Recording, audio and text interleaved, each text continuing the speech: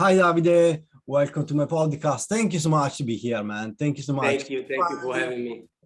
Finally, we have the chance to meet each other. We keep messaging.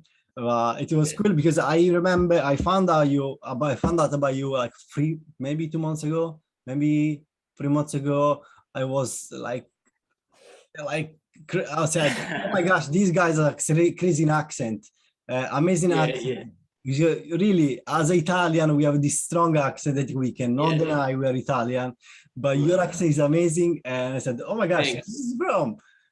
So keep watching your content because I know Davide that takes time to produce content and to find like the right topic, define the right website, recording it, scripting it. So good job. Thank you so much to be here.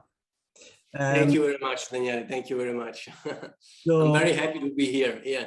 Thank you so much. So, Davide, how did you start? Tell me a little bit about yourself, your background, if you can, please. Yeah, sure. Look, I come from a financial background. When I went to university, I studied economics and applied finance. At some point during my, my course at the university, I won a scholarship and I went to live in Australia. I was supposed to be there for 10 months and I ended up being there for 7 years. So how 7 was years it? is a long time. How was it? Amazing. I loved it. It was also painful because it was in my 20s. I was maybe 23 or 24 when I went there, and I was very young. So everything was difficult, very, very difficult. And then Australia is very far away. It takes, 24 hours to fly over there. So it was very hard. The food is different, the air is different, the smell is different, everything is different. So, and it was hard, but it was an amazing experience. So I was very happy there. I was very happy, also a little bit sad because I had a bad relationship with a woman, with a girl. I met many friends. I have still friends in Australia. So it was an amazing experience, but I didn't really like to work in the financial industry. So in 2012, I decided to come back to Italy. 1 second, let's go back. Sure. When you were in Australia, because I think it was one of my first barrier, the English. How did you overcome like the insecurity of like speaking English? How was your journey of speaking English? Look, Daniela, I think I'm like you in a way. I mean, I don't have a problem with fear. If I want to do something, I know I can do it if I keep doing it. Okay, so I was very persistent with everything I did over there. So, for example, I found my first job in Australia doing coffees in a coffee shop, and I went there. My English was not that great, but I thought if I want to learn the language, if I want to speak the language, I have to be in the middle of English-speaking people, right? And so that's what I did. I'm not a person who is afraid to face my fears. Okay, so that's the way I live, and that's the way I approached learning English. So I went there. I jumped into the water and I started swimming and I started talking to people and learning the language. It was very hard at the start, but yeah. But I think Davide is the best way to learn English or to learn any language, even because I think probably when I came in UK, I did also meet like Italians, but if you come in UK to stay with Italians, then fine, because you need your culture 100%. They remind your culture, and you have we know you have the right connection now. You feel like you feel understood, but it can slow you down a bit. They can slow you down because obviously you want to improve the language and Definitely. I remember I went there with another 2 Italian guys. They also won the scholarship, and I decided myself, I wanted to be far away from them, not because I didn't like them, but because again I wanted to be with Australians and learn the culture, learn the language. So that's what I did. So going back to 2012, I decided I wanted to do something different. So I came back to Italy to try to start my own business. and I started. I did. My first venture was a blog, so I started blogging about different topics, and then I started an e-commerce store, and then I did a lot of other things. Daniela, I tried really. I think almost everything. E-commerce. I tried. When do you remember when specific year you started e-commerce? It was, I think it was 2013, something like that. I started to sell arts prints. You know, you can sell prints, yeah. And then I tried to do drop shipping as well. I tried to build up a marketplace. I did a lot of things, Daniela, a lot of things. Davide, that was really, I would say, was the best time to do drop shipping or to start an No, sorry, yeah, no, sorry. Drop shipping was a little bit later. Okay. Remember that I started in 2012. Now it's 2022 almost, so it's been almost a decade. And I tried many things during these 10 years. And drop shipping was maybe 2 or 3 years ago, maybe 3 years ago. I didn't like it very much. Neither do I. Yeah. Neither do I. I think you need to believe in the product and Exactly. have at least a budget, Davide, to invest on ads. At least I would say huge, like, or you need to be an expert on Facebook, or you have to have like a huge budget. This is my perspective, but absolutely, yes, yeah. I also did Facebook ads consulting for businesses as well. I did a lot of things, Daniela, and you know, at some point I started to feel sort of bored of doing consulting and things like that. So I started to look into creating content, because I think I'm a creative person, such as you, perhaps. I think you are as well. We all are. If we are, when we are on social media, I think we are creative. We are creative people. So I started to look into TikTok. You know, I don't know why. I don't know why I started to look into TikTok and video. I didn't think video would be something that I like, but I actually do. I love video. It's much better than text. Yeah, how can you talk me through your process of like making a piece of content? If you're, for instance, talk me through, please. Yeah, well, at the start, I started, if you go back and look at my first videos on TikTok, you can see I started to talk about, you know, the things that I knew. So digital marketing, right? So I know a lot about copywriting, which I like very much. I know a lot about landing page design. I also talked for a while about, I created content around Facebook ads for a little bit. So that's what I started talking about, because, you know, if you know a topic, you naturally talk about that. But I'm getting more and more into, if you look at my videos now, I prefer to do something more creative. If you look at my videos in the last, you know, 2 to 3 weeks, for example, I'm starting to try to do more creative stuff. You change, you're doing more like, they call it like,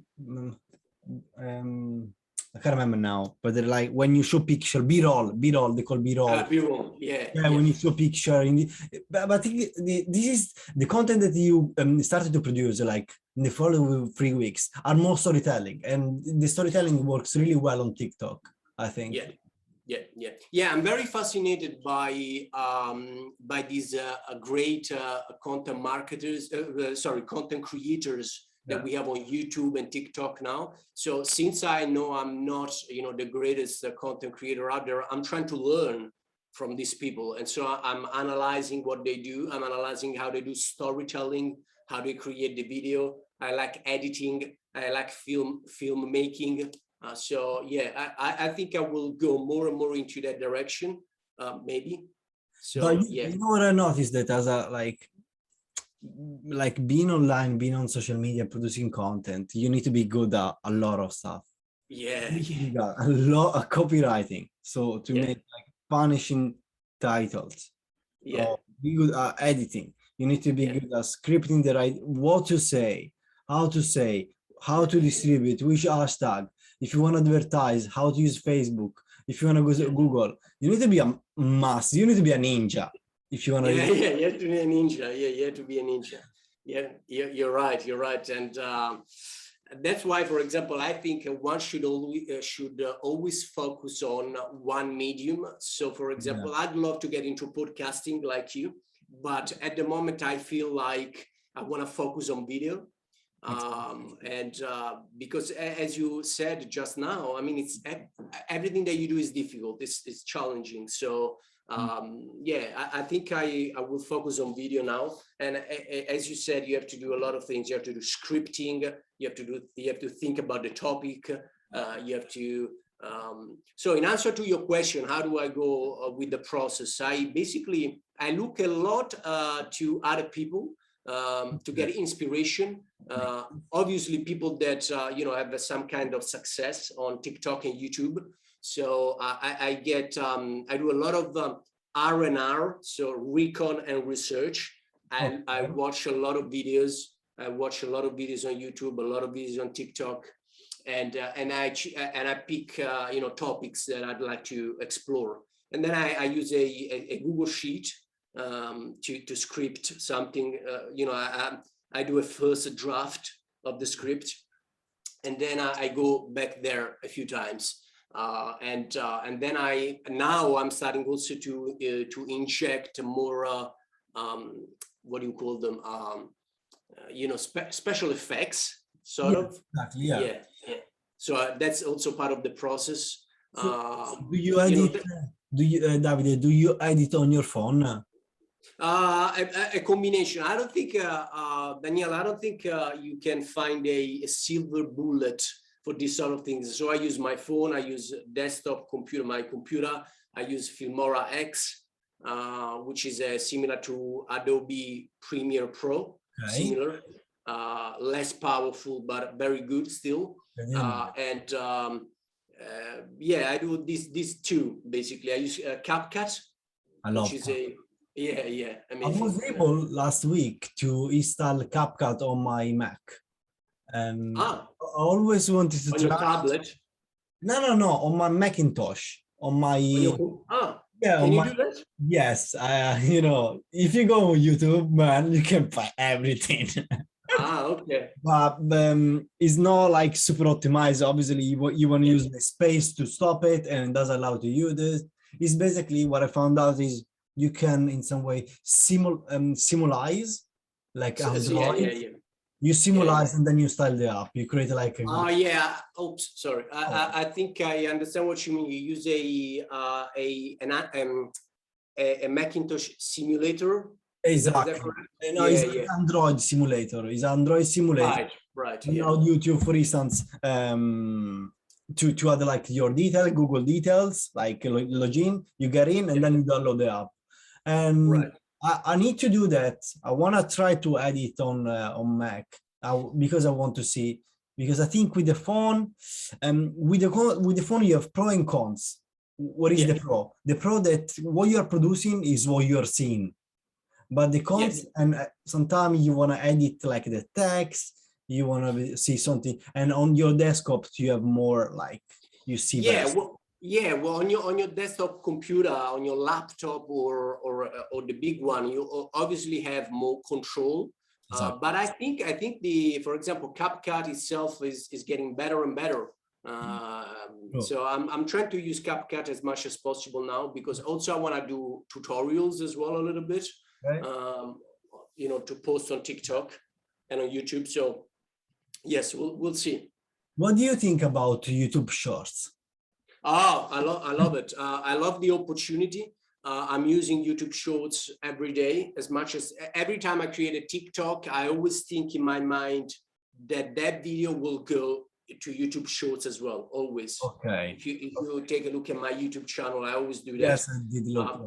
Yeah, and it's an amazing opportunity, Daniele, but I don't think they have figured out how to make it good, because I don't get too much visibility from Shorts, and it doesn't work like that. I mean, they have to change the algorithm in a way that works a little bit more like TikTok. So if I publish something, I don't want to get 1 view, I want to get 10 views. 20 views, 30 views. I agree. Then if it's not a good piece of content, that's fine. I mean, the viewership will drop, but Exactly. it's just sometimes my videos, they don't end up in the shorts feed, which is not fair. No, to be honest, I totally agree with you. It happened to me like a couple of videos, they are like free views. No. Yeah, I mean, That mean like maybe because Davide, we are getting used to what the TikTok algorithm. yeah, I thought about that too, Daniele, but at least you want to get 10, 15 views. I mean, no, but you know why? You know why, Daniele? Because if you go, I go to look at the analytics all the time in YouTube, and I see that that video doesn't go into the YouTube Shorts sometimes. So sometimes it doesn't hit the Shorts feed. So you know what I mean? Yes, there is a VIQ now, VIQ YouTube channel. What I heard is like they in some way test your video. They test your video and they try to let it jump in the short. If it doesn't perform, they take it down. Yeah. This is what I heard. So yeah, I agree with you. One of my most popular shorts got 6K. Nice. Is my most, but I've like uploaded like 30, 40 and yeah. So I don't know. I uploaded hundreds of YouTube shorts, and I think they're still figuring out the algorithm at YouTube. Exactly. I think they're still doing that because it's completely different. It's completely different from the normal algorithm they use at YouTube. They have more than one, actually. I don't know if you know this, but they have an algorithm for each place. So do you know that YouTube is a search engine, so they have an algorithm for search engine. They have an algorithm for the suggested feature. Yeah. So have you seen the suggested videos on the right-hand side? They have an algorithm for that as well. They have an algorithm for the browse, which is the home page. They have an algorithm for everything. So now I think they are working on building the proper algorithm for YouTube Shorts, and it will take a little bit. I agree. Maybe one explanation could be just by thinking with you came out. I think they don't want to mess up with the long content, because the long content format, they have like this huge algorithm with the research, like easy to research, right? And they don't want to mess up because obviously, for instance, if you produce a video and say like the 5 steps to create the best copywriting, okay, or the best landing page, didn't want to mess up with like long form content and a short. I think this is what they're trying to figure out, because obviously the search is everything on YouTube. So they don't want to mix it. They want to find the right way to mix it. I think this is probably. I think you're correct. You're right. You're correct. And I think though, Daniela, we need to. I believe a lot in short form content. Like I think TikTok is like changed the way we consume content. For example, my attention span is very short. Okay. Like my span is like maybe 2 minutes or 3 minutes at the most. After that, I get distracted. So I think the attention span of people is diminishing, is shortening more and more. And so I think that they'll have to figure out the algorithm, shortly, because that's the way I think content is going to develop in the next few years. And you did try Pinterest as well? No, Daniele, no. I wanna. I know that would be another opportunity to look into, but I think I want to focus on TikTok, YouTube Shorts, and Instagram Reels. Like I just want to focus on these 3 at the moment. It's a lot of, as you said before, it's a lot of work. Oh my gosh, yes, it's 100% true. And so do you prefer do you think like you don't want to interfere like your personal life with social media? Would you like that's a very good question, Daniela. I was thinking about this the other day. I'd like to start posting more about my personal life, but maybe later on, not now. you know, I'd like to also do a little bit of vlogging as well. You know, when you vlog and you talk into the camera. Yeah, maybe yes, in the future. Now I want to focus a lot. I want to get good at creating content. I want to, you know, find out what my niche is. Yeah, I'm a bit confused at the moment. No, me too. Me too. We're in the same place, man. Exactly. But for instance, Davide, for me, this is what it works. It's not like I can't say it's working for me, but I prefer to share a piece of content, even if I'm not sure what I'm doing, instead of sitting down, watching videos, watching other people's content. This is my perspective. Because at the end of the day, as we know, as one of my Michael is one of the guests came the other time. He said, if you're out of sign, you're out of mind. So if you produce content, the people see you, they remind you. So if you don't, they can know, like they don't know about you, so they don't remind. Right, okay. If they don't see your face, you mean, like your personality. Yeah. Yeah, I understand what you mean. Yes. I think putting your face out there is very important. I agree with you. I mean, I don't like sharing content when I don't show my face, but sometimes, you know, I do share just a screen or something, and sometimes I share my face as well. But I'm still learning, Daniela, like you. It's a lifelong learning experience when you do something creative. Okay, that's what I think. Do you enjoy doing it? Oh yeah, I'm enjoying it. Yeah, I love it. Yeah. How do you struggle with like insecurities, doubt, or for instance, you're not sure if this video is gonna perform, you're not what you're saying is correct, or if you're dubbing yourself. If you do that, if you know it's fine, but if you do that, how do you overcome that? How Davide overcome that? No, the one thing I don't care about at all is fear of criticism or things like that. I don't care at all, because for me this is a gym. Okay, this is training for me. And you know, when you are an athlete, you don't start you know, at the top of you know, of your field. So you have to train to get to a certain level. You know, I was watching the documentary about Michael Jordan that they released last year, The Last Dance. Beautiful. Yeah. And that's a perfect example. He was an athlete, but he started at the bottom of the ladder. Okay, and he trained over the years to become who he is now. And so for me, I don't care about insecurities. I don't care about fear of being you know, criticized. I don't care about that. I do care about the performance of my piece of content. You asked me that as well. So I always go back and see, why is this piece of content, why did this piece of content not perform at all, as I expected anyway. So that's what I worry about. Yeah, the performance of the video. Makes sense. What difficulties are you facing as a content creator? Is a lack of budget? Is like timing? Is the what is your? I mean, the most difficult thing is understanding. I mean, is finding topics that people are interested in. So it's when you share something and you don't get any views, I mean, that's disappointing, and you get just a little views.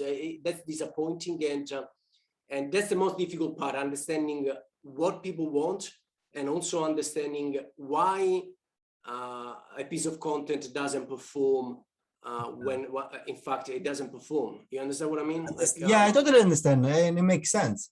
Like yesterday I've done one video that comes to realization that obviously we spend time producing content, right? We spend hours, you can spend 10 minutes, whatever you want. Anytime is still like producing content, okay?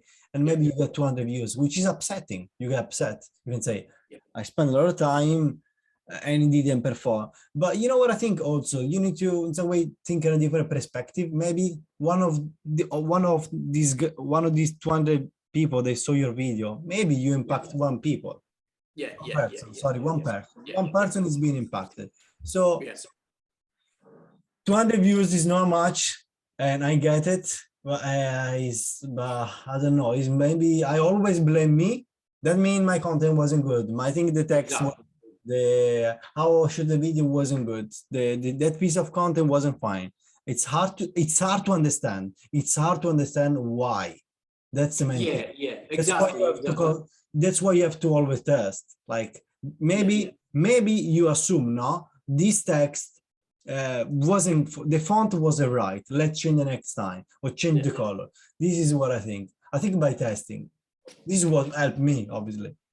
I totally agree with you. And another difficult thing I find is monetization, because as you said, creating all this content takes a lot of time, and you also have to, at some point, you also have to find out how to, monetize this work. So that's another difficult part of the whole business, the whole process. So yeah, these two things is finding out why a piece of content doesn't perform well. That's one thing I find very difficult, because no one tells you why. You have to find out by yourself, and then also keep going, even though you know that you're not earning any money at all from that. But you're earning, of course, visibility, and you're earning something in terms of your image, perhaps, right? So you have to. There are a lot of things that are difficult here. Nothing is easy. Yeah, one question that is very important for me to ask you. Yeah, sure. Why, as Italian, why did you produce like English content in English? Daniele, I don't know why, but since I came back in 2012 in Italy, I continued speaking in English for work. So I don't know, it just came out naturally. I know my English is not perfect at all, but it just came. I speak to my Australian friends on a weekly basis, so I always speak English. With work, I always listen to people speaking in English. I don't know much about the Italian market. And then on top of that, I'm also planning to move overseas in the next few months. I don't know. I don't know when, because of COVID, of course. But where you want to go? I don't know, Daniele. I don't know. Australia is not an option, because I don't know, it's too far away. So I'm thinking perhaps either the United States or Asia for a while as well. I'd love to see Asia for a while, because it's a beautiful place. So we'll see. Or Hong Kong, Wow. Maybe. If you have the chance, it's a great chance. I think it's a great chance and a great opportunity for you to grow. It's interesting, man. It's cool. Davide, with your experience, what kind of advice would you give to a young content creator? He's starting out to make content and he doesn't know, he's quite unsure, but is in the next step, like to say, you know what, I can start to make videos, I can start to make content. What advice would you give him or her? Yeah, that's a great question. And if I could give a piece of advice to myself 12 months ago, because I started 12 months ago, I'd say start producing content. When you look at other people's success, try not to make it a reason to feel down, because other people are more successful than you. Just chill out, just calm down and keep training. This is training, because whatever you do today shapes your future. So keep training today.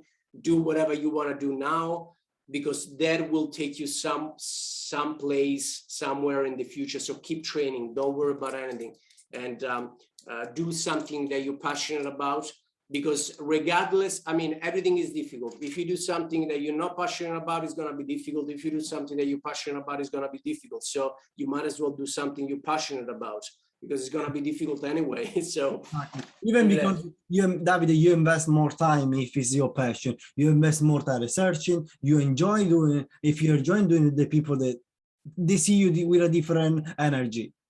That's the way you express your feeling. Exactly. That's a great point. Thank you so much. Can you please remind like my listener how they can like be in contact with you if you have like a specific consultant business, how they can whatever. I'm always reachable on TikTok, YouTube, and Instagram. So you shout out your email. Yeah. My email is it's very difficult to spell out, but it's No, just Davide. yeah. It's Davide@davideprossimo.com. So that's my email. But you can always message me on my social media channels. I always take a look at my messages. And I will link in the bio, in the link. Okay.